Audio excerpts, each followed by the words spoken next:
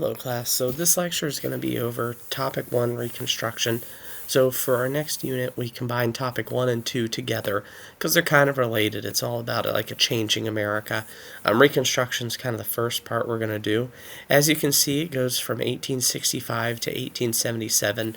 There are some things outside of that in the 1880s and the 1890s that relate to Reconstruction, but that's kind of the accepted date of when Reconstruction happened.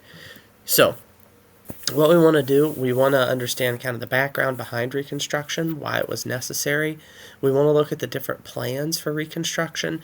That is not, you don't have to know these plans in detail. It's not like I'm going to ask you to memorize them, but kind of understanding the plans for it lets you know what was the ideas behind why they were doing Reconstruction and where the focuses were, which leads us to our last piece, the challenges, the successes, the failures of Reconstruction, and then its impacts on America as we move forward.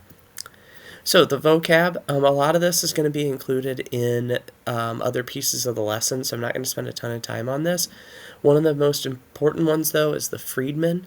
So at this time, the newly freed slaves, they were called the freedmen because they had just been freed from slavery. So you're going to see that term a lot. You'll see it in different documents that we read as well. De jure and de facto segregation are two terms that you should memorize because they're going to come up throughout American history, especially when we get into the civil rights movement of the 50s, 60s, and 70s. So de jure segregation is segregation by law. This is segregation where the government has actually put in a practice that it is going to enforce. This would be like separate schools for blacks and whites. De facto segregation is by tradition. This is more of the stuff that society puts in place. This would be like there was a tradition in the South where if a white woman was walking down the street and there was a black man walking towards her, the black man was expected to either step into the street or cross and let her kind of take the right of way. It wasn't a law, but it was expected. These other ones, like I said, they're going to be included, but they're here if you want to pause the video to copy them down, or you need to go back and study them. So we have to start with the Civil War if we're going to understand Reconstruction, because without the Civil War, there is no Reconstruction era.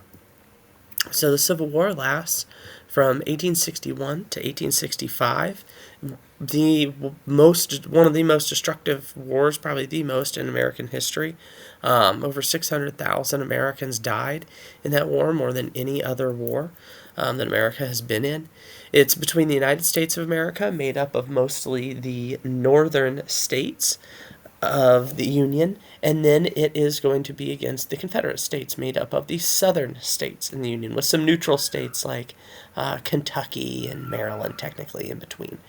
The result of this, I'm not going to go into the Civil War. The result of this is a total U.S. victory. After those hard 4 years of combat, the United States defeats the Confederate States, and the Confederate States is no longer a nation. The South is left totally in ruins because of this. Most of its industry is destroyed. Whole swaths of the countryside are basically abandoned because of the fighting, and you have a whole new class of people who now have come up, and that will be the freedmen. So after the Civil War, we begin Reconstruction. And it's a fairly easy kind of concept to think of. The war had destroyed lots of areas, and the South especially needed to be rebuilt. What I want you to think about Reconstruction, though, it's not just physical reconstruction. It's not just rebuilding the roads and the bridges and the farms. It's also rebuilding the unity of the nation. So the goal, number one, is actually to reunite the nation.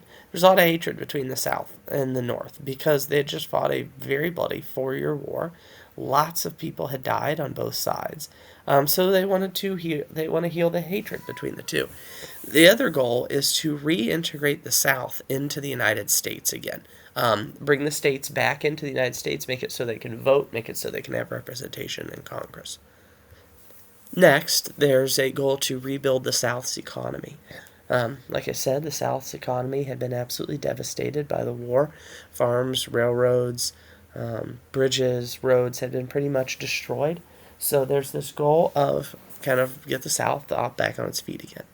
The last piece, and probably is going to be the most tricky piece, is integrating the freedmen. The slaves had been freed after the Civil War, and now they needed to be actually made part of the nation. The issue is there's a lot of Southerners who are going to oppose this issue. And the freedmen themselves, they don't have an education, they don't have any money, and they don't have anywhere to go other than the South where they were previously enslaved. So there's a lot of kind of tricky questions with that.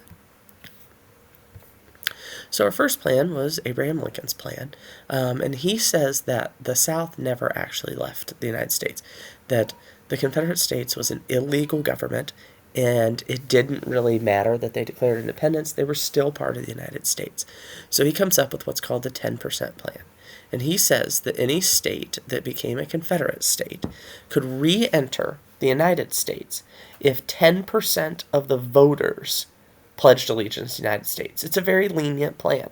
So all it took was 10% of those Confederates to pledge allegiance to the United States, and they could come back into the United States as a normal U.S. state. He was going to pardon all the former Confederate leaders.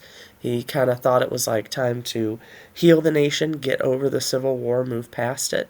And he did consider paying slave owners for their freed slaves. In the U.S. Constitution, slavery was a legal practice. And in the U.S. Constitution, property was protected. So slaves were considered property, just like any other form of property. And the government can't take your property without paying you. So Lincoln kind of took the legal view that the slave owners would have to be paid for their slaves being freed.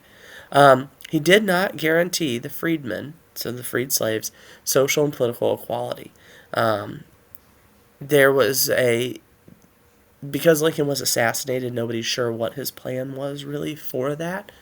But Lincoln's plan focused on making the nation whole again, and then dealing with issues kind of later. Obviously, Lincoln was assassinated, but there was another group that kind of developed a plan, and that was the Radical Republicans. So the Republicans were in control of Congress at this time, and they were the ones who opposed slavery. They opposed the discrimination of the South. So the Radical Republicans, were the most anti-slavery of the Republicans. And what they wanted to punish the South. One of the things they wanted the Confederates tried for treason. This is one of the Radical Republicans here, Thaddeus Stevens, from over in Pennsylvania, by the way. They want the Confederates tried for treason. Confederate generals, politicians, leaders would be tried for treason and executed. They wanted immediate full citizenship for all the freedmen, the African Americans who were freed from slavery. They wanted to take land from the former slave owners and then give it to the freedmen so that they could make a living, because you have to remember, most of the slaves were farmers. And then what they come up with in 1864 is the Wade-Davis bill. This bill overrides a lot of Lincoln's ideas, and it says that most of the voters in a southern state, so a majority, must swear loyalty to the United States before they can be admitted back into the United States. That state can become a state again. And they have to guarantee that the freedmen have equality. This is going to anger a lot of the southern states who kind of wanted to go back to the normal of African Americans were basically slaves. The plantation class was going to be on top. So this bill is what makes them radical. It is totally wanting to change the social structure of the South. After Lincoln's assassination, we get to President Johnson. So President Johnson was Lincoln's vice president. He takes over after Lincoln's killed, and he is a strange figure. He is not a Republican like Lincoln. He is a Democrat from a slave-owning state, but he stayed loyal to the United States. He kind of had this weird thing where he says that Confederates who pledge their allegiance publicly will be pardoned, but he made some of them come to him and do their Pledge of Allegiance in front of him. He had this hatred of the rich plantation class, and it's almost like he wanted to get even. Um, each state, he says, has to ratify the 13th Amendment, which outlaws slavery. So, a state to be readmitted into the United States, like if Mississippi wanted to become a state again after being a Confederate state, it had to ratify the 13th Amendment, which made slavery illegal, and put it in its state constitution. But then he had the idea that the states would be able to decide their own laws on freedmen. So basically, he said it's not the federal government's job to protect the freedmen. That is up to the states. They have to do that. And he kind of left the freedmen at the mercy of the southern states. The big thing is Johnson wasn't popular. He did some very illegal, shady stuff. He was impeached in 1868 by Congress, but he wasn't removed from office, but he would not get a second term. So, the challenges during Reconstruction, there's kind of three big pieces. So, the one is the what to do with the freedmen. They are former slaves. They do not have money. They do not have an education for the most part.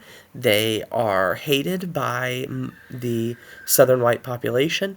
So the Freedmen's Bureau is organized by the United States government to provide care for the freedmen. It provides medical care, it provides food, it helps with housing, but it also helped displaced white Southerners who had had their homes destroyed or farms destroyed during the war. So it's like an aid association. The second thing in the South is there's no real education system. Education was all private in the South. It was mostly done through tutors in the home. Both the poor white population and the freedmen could not read. So if they couldn't read, they couldn't vote, they couldn't have power. And where schools did exist, they were highly segregated. So there's the issue of how do we build a fair and a good education system. Next was land distribution. And this is probably going to be one of the biggest issues in the South. Most of the land in the South was concentrated in the hands of wealthy planters, the people who actually owned slaves. And there begins to be these issues because these wealthy planters, they were the main ones who supported the Confederacy. And there begins to be the issue of who gets the land. Does the land go back to the people who had owned slaves, or does the land get kind of redistributed to the poor freedmen and the poor whites who do not have that land and do not control a lot of the wealth in the South? So you can see these are major issues that the government has to solve. And obviously, the former Confederates are not going to want to give up their land. They're not going to want to power share with these different groups who may be not totally for their ideas. So, white Southerners, for the most part, resisted the integration of the freedmen. They did not want especially in areas where there would now be a majority of freedmen, they did not want them to gain political power. So the first thing that a lot of southern states pass are called black codes. And what these are, it's basically returning freedmen to slavery again. The goal is to keep them landless so they don't have any money, and keep them rightless so they cannot vote.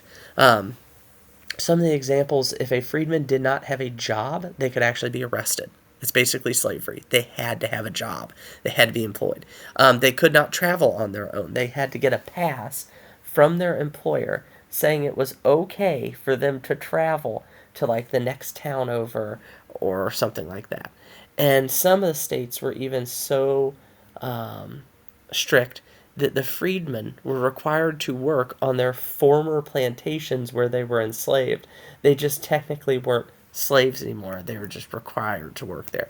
So you can see how the black codes were just, this is slavery in everything but name. Another way was the Ku Klux Klan. While not an official government structure in the South, it basically functioned as an army for southern states.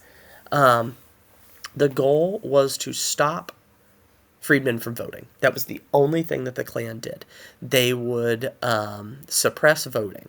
So they would burn homes, they would burn meeting places, they would burn churches where black voting would take place. If a black man was going around the countryside and organizing other black men to vote, his home would be burnt as a message. And then if he continued, he would be killed. It was very effective. It was so effective in the countryside that black voting almost disappeared in most places in the South. What happens, though, President Grant of the United States passes the Enforcement Acts. And what this does is it allows the U.S. government to use the military to go after the KKK. It's extremely effective. The KKK is almost wiped out in a lot of areas by the U.S. government. But as we're going to see, in 1877, when the U.S. government goes away and stops chasing down the KKK, they come back. So, what begins to happen, though, so that was all happening through the 1860s, Reconstruction began to lose support. Just like any kind of government program, at first support is very high, and then later on it begins to wane. So by the 1870s, there began to be other issues in the United States that leaders began to focus on. In 1871, the United States began to pull its troops out of the South. Most of the southern states were becoming states again, and you can't have U.S. troops you can't use them in a state as like law enforcement, so the U.S. government has to pull its soldiers out. In 1872, the Freedmen's Bureau goes away, so the freedmen kind of lose that support that they had. What begins to happen is a group in the South called the Redeemers, who you should definitely underline and kind of make note of. The Redeemers begin to gain power.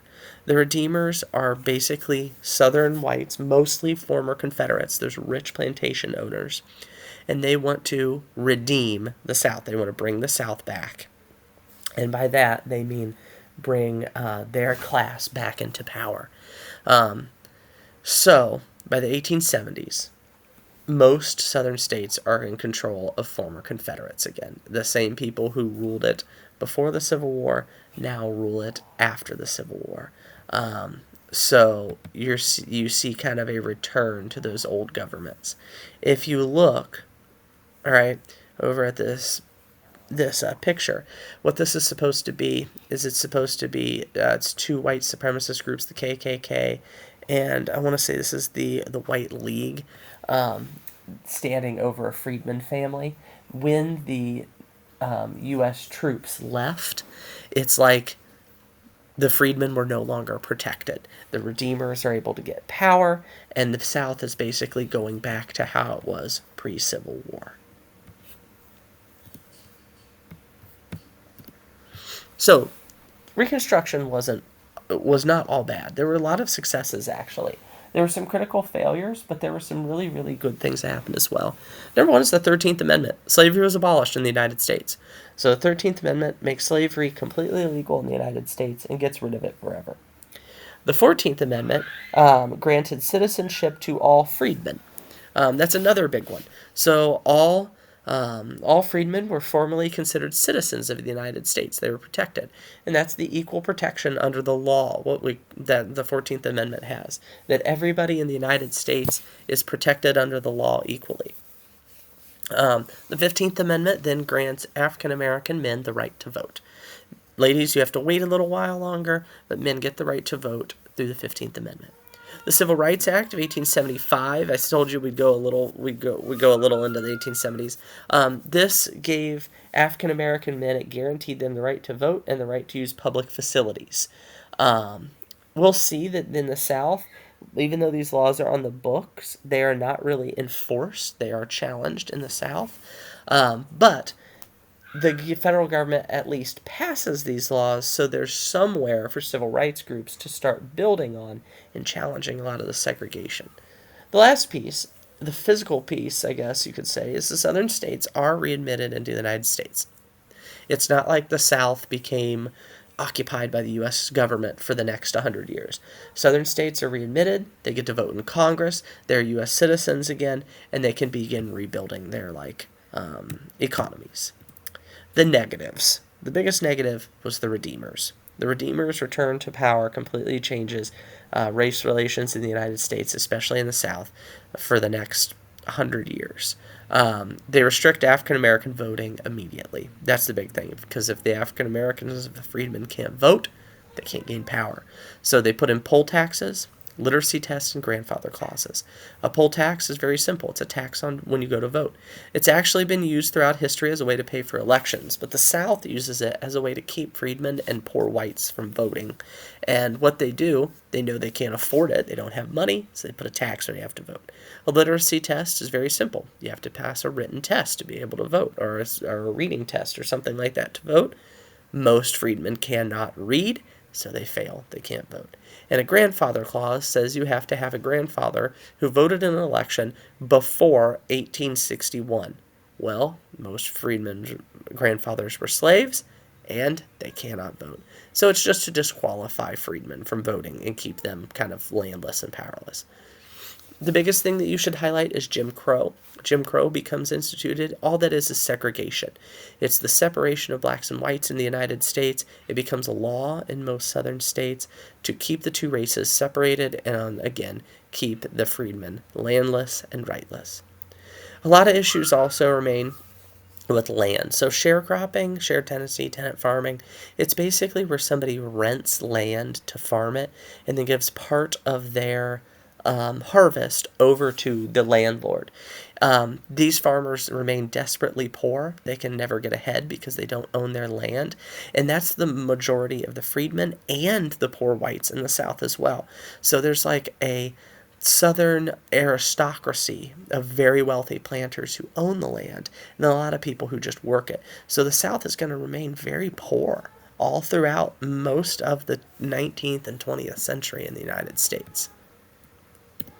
So I hope this lecture kind of helps with Reconstruction. If you have any questions, let me know. And if I need to clear anything up, be sure to come and see me right away.